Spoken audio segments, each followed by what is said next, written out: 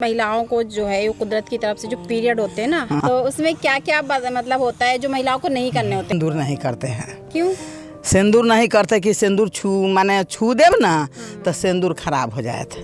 तो सिंदूर नहीं करता है तो क्रीमो नहीं लगाते हैं। बिंदी है तो पुरान बिंदी अपन सटले रहता है। 4-5 दिन हो गया तब स्नान करके केस उस धो के तब श्रृंगार करता है। तो ये किस लिए मना है ये सारी चीज़ें? अब किस लिए मना है से तो सब दिन से पूर्वक से सास ससुर जो बताए हैं से हम लोग जानते हैं, हम बताए हैं से बहू लोग जानते हैं। लेकिन हम लोग जानते हैं कि ये सब चूल्हा पर खराब हो जाता है, माने सामान है ना। आपने छुआ और खराब हुआ है? आपने देखा है? हम दोसर हाँ सिंदूर एक बार छुए हैं ना, कोई पवनी था तो कहीं जाना पड़ गया तो हम कहते हैं कि जे अगर सिंदूर न करम तो ऐसे ही जाए तो लोग हंस दे। सुन ली तो हम सिंदूर कर ली, सिंदूर खराब हो गया, ढेला बना गया। तो हो सकता है कुछ मौसम खराब रहा हो इसलिए ढेला। अब वो तो भगवान जाने।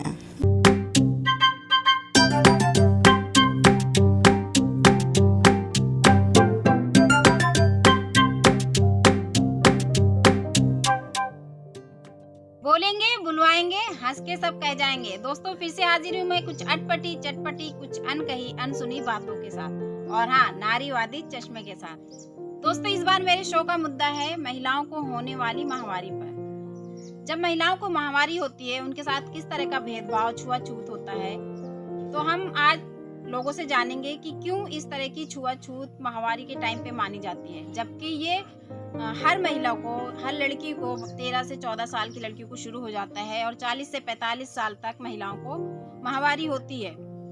ये माहवारी अगर ना हो तब भी कई तरह की बीमारियां महिलाओं को होती हैं, बच्चे नहीं होते हैं, अन्य बीमारियां भी महिलाओं को होती हैं। और हम बात करें अगर छुआछूत भेदभाव की, तो वो महिला ही महिला से भेदभाव छुआछूत करने वाली होती है। कारण ये होता है कि हाथ किसी का काम किसी का, पीछे कौन उनसे इस तरह के काम करवाता है, भेदभाव कराता है, छुआछूत कराता है, तो वो तो आप जान ही रहे होंगे कि हमारा देश पुरुष सत्ता देश है।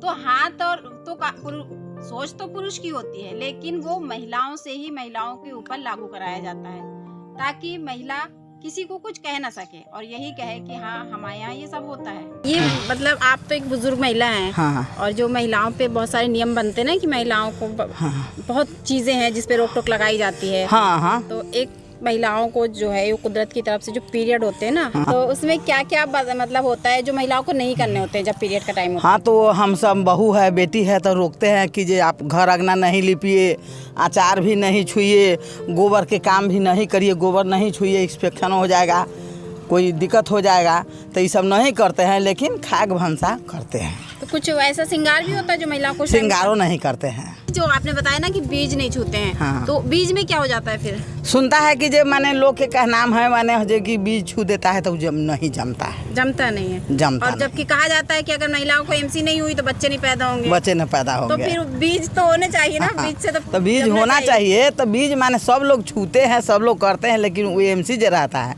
उसमें बीज नहीं छू ले जाता है कि कहीं हो सके कहीं न जमे तो खेत रह जाएगा पड़ता। पर एमसी तो जनसंख्या बढ़ाने के काम करती है। हाँ महिलाओं को जो पीरियड होते हैं ना, तो उस टाइम काफ़ी रोक टोक की जाती है, आपको ये नहीं करना, आपको पूजा नहीं करना, आपको ये काम नहीं करना। नहीं, यहाँ पे यही दिक्कत है कि खाली पूजा पाठ के सामान नहीं छूती है, इसके बाद जो है काम वो सब करती है। हाँ गोबर नहीं छूती है। गोबर क्यों नहीं? गोबर से कोई माने ऐसे होता है कि बोलो इन्फेक्शन हो जाएगा, ये होगा। अचार क्यों नहीं छूते हैं? अचार वही नहीं छूते हैं कि बोलो अचार खराब हो जाएगा, यहाँ पर का नियम है। तो कभी आपने डाला है ऐसे टाइम पे और खराब हुआ? नहीं डाले हैं। फिर आप कैसे? सुने हैं लेकिन डाले नहीं हैं, बस वही है बात। जैसे कि महिलाओं को जब एमसी होती है, पीरियड जिसको बोलते हैं, उस टाइम पे महिलाओं को रोक दिया जाता है कि आपको बहुत सारी चीजें नहीं छूनी है, या खाना नहीं बनाना है, या ये नहीं करना, वो नहीं करना। वो अपने बंद कर देती हैं भाई, कोई नहीं बंद करा होता है ना कोई जानता है। जैसे कि आपने देखा होगा ग्रामीण स्तर में हो या शहरी स्तर में, जैसे महिलाओं के लिए बहुत सारे रीति रिवाज बनाए जाते हैं। और जैसे कि अभी हम बात कर रहे हैं माहवारी पे, जब महिला को माहवारी होती है तो कहा उनको बहुत सारी चीजों पे रोक लगाई जाती है कि आपको ये चीज नहीं छूनी है, आपको ये नहीं करना है। उनके हाथ का बना हुआ खाना भी नहीं खाया जाता। तो आपको क्या लगता है इस पर? उस जगह ऐसा होता है, लेकिन हमारे यहाँ ऐसे कुछ नहीं होता है। वो अपने स्तर से जो करना चाहे वो करती हैं, जो उनका नहीं है वो नहीं करना चाहती हैं, उन्हें करें, कोई रोक टोक नहीं उनको। हम तो उस नियम को नहीं मानते हैं। लोग बोलते हैं कि उस दिन फर्स्ट दिन नहाना भी नहीं चाहिए, लेकिन हमको तो लगता है इसमें जितना साफ़ सुथरा रहे उतना अच्छा है। तो आपके ऊपर कभी ये सब रोक टोक लगाई गई है? हाँ, बोला गया है कि अचार नहीं खाना है। आप खाते हो फिर? हम खा लेते हैं, हमको कुछ हुआ इससे? नहीं, कुछ नहीं हुआ। कभी सवाल किया है इन रिवाजों के ऊपर? नहीं, कभी नहीं। कभी भी मतलब ये नहीं सोचा या किसी से जो आपको समझा रहा है या आपको बता रहा है तो उससे सवाल नहीं किया कि क्यों ये सब चीज़ें मना है या क्यों रोक टोक लगाई जाती है? मतलब पूछते हैं, लेकिन सिर्फ यही जवाब मिलता है कि मतलब जो बड़े लोग कहा गए हैं उसको मानना है। सब जानते हैं कि सही क्या है और गलत क्या है, लेकिन फिर भी छोटी छोटी बातों को लेकर महिलाओं के ऊपर रोक टोक की जाती है। अगर हम डॉक्टरों की माने तो डॉक्टरों का कहना होता है कि अगर अचार जो होता है खट्टा होता है और अचार को देखते साथ मन होता है कि हम अचार खा लें, महिलाओं के मुंह में पानी आ जाता है। कोई भी देखेगा तो अचार देख करके मुंह में पानी आ ही जाता है, तो मन होता है खा लें। अगर उस स्थिति में पीरियड हो रहे हैं, महिला माहवारी के स्थिति में है और उसने अचार खा लिया तो अचार खाने से और भी ज़्यादा ब्लीडिंग होती है, क्योंकि अचार खट्टा होता है। तो खट्टी चीज़ें, बादी चीज़ें उस टाइम पे मना की जाती हैं डॉक्टर के अनुसार। तो कारण ये होता है, लेकिन लोगों ने उसको धर्म से जोड़ दिया और महिलाओं के ऊपर एक तरह से हम माने तो हिंसा ही हो गई कि हर चीज़ पे पाबंदी लगा दी गई है, जबकि ऐसा नहीं होना चाहिए। दोस्तों, कैसा लगा आपको मेरा ये एपिसोड? अगर आपको मेरा ये एपिसोड पसंद आया है तो लाइक करें, दोस्तों को शेयर करें और हाँ, हमारे YouTube चैनल को सब्सक्राइब ज़रूर करें।